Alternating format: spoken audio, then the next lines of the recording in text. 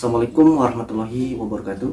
Ungkapan pertama yang akan Bapak sampaikan adalah ungkapan rasa syukur kehadirat Allah Subhanahu wa Ta'ala, karena kita bisa bertatap muka walaupun tidak secara langsung, yakni secara online, dikarenakan masih adanya pandemi COVID-19.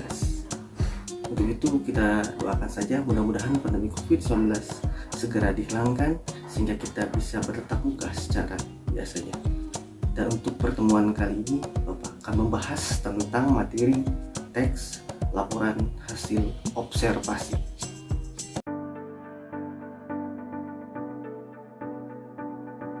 Pertama adalah pembahasan tentang pengertian teks laporan hasil observasi. Teks laporan hasil observasi merupakan sebuah teks yang memiliki fungsi untuk memberikan informasi mengenai suatu objek, hal ataupun situasi yang sudah diamati, investigasi, dan diteliti secara sistematis.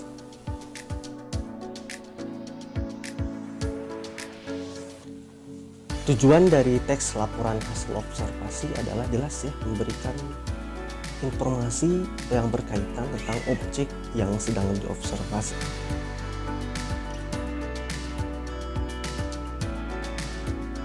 Selanjutnya adalah struktur teks laporan hasil observasi.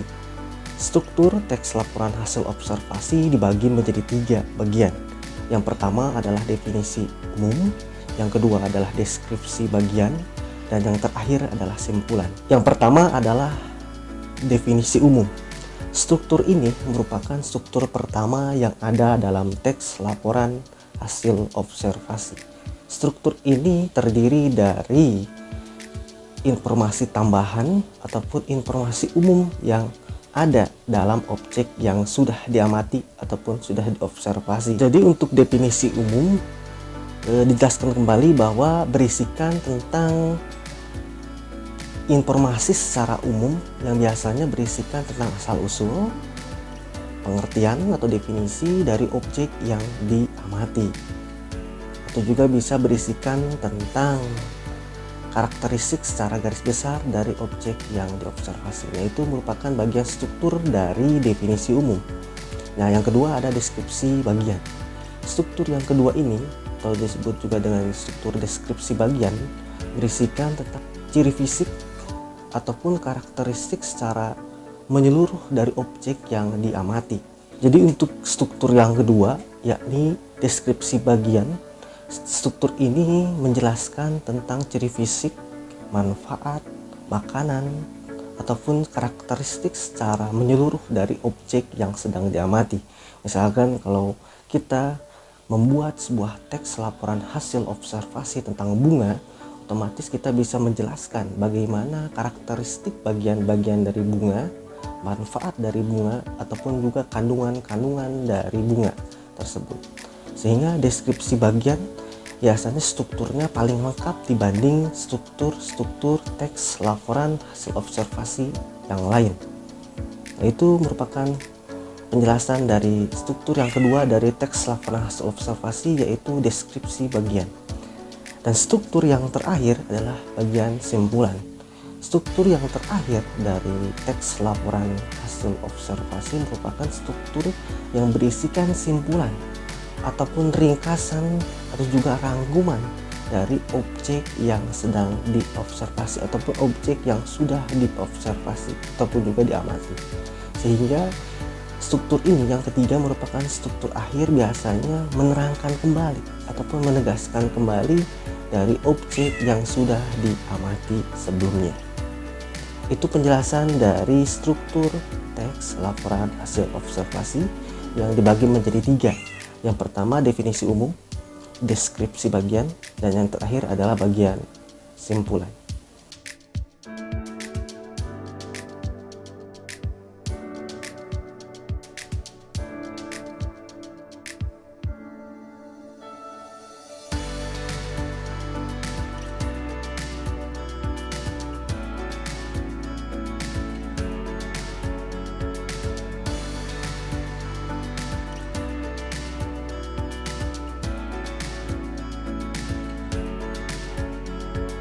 Pembahasan selanjutnya berkaitan tentang kebahasaan teks laporan hasil observasi.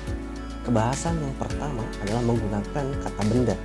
Jelas, karena teks laporan hasil observasi berkaitan ataupun membahas tentang suatu benda yang diamati, maka pasti akan muncul sebuah kata benda. Benda di sini merupakan biasanya benda ataupun objek yang telah diamati.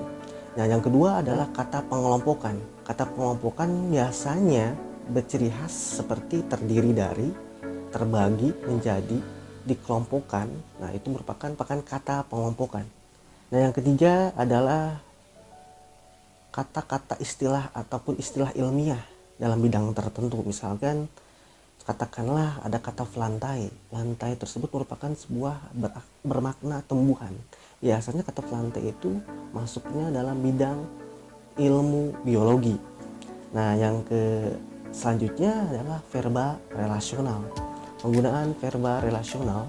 Verba relasional merupakan sebuah kata kerja yang tidak tampak dalam tindakannya. Berbeda dengan kata kerja. Biasanya kata kerja tidak hanya menampakkan sebuah tindakan. Nah, ini verba relasional, kata kerjanya tidak menampakkan tentang sebuah tindakan. Contohnya adalah yaitu. Nah, ketiga kata itu merupakan verba relasional. Jadi termasuk ke dalam kata kerja, tetapi tidak menampakkan sebuah tindakan secara langsung. Selanjutnya dari kebahasan teks laporan hasil observasi adalah verba aktif alam. Verba aktif alam ini merupakan sebuah kata kerja yang berhubungan dengan alam secara alamiah. Contohnya misalkan makan, tidur, minum. Nah, itu kan verba aktif alam. Nah, selanjutnya ada kalimat definisi. Kalimat definisi merupakan sebuah kalimat yang di dalam kalimat tersebut biasanya ada kata adalah, merupakan, dan kayak gitu. Selanjutnya adalah kalimat deskripsi. Kalimat deskripsi ini merupakan sebuah kalimat yang memerincikan suatu objek secara jelas dan detail. Dan yang terakhir dari kebahasan teks laporan hasil observasi adalah penggunaan kalimat utama. Kalimat utama sangat dibutuhkan atau sangat penting dalam sebuah teks karena kalimat utama tersebut biasanya berada dalam ide pokok dalam sebuah paragraf yang membangun, yang mendasari adanya suatu paragraf yang nantinya dari kalimat utama tersebut dirincikan secara detail menjadi sebuah kalimat penjelas yang akhirnya membangun sebuah teks.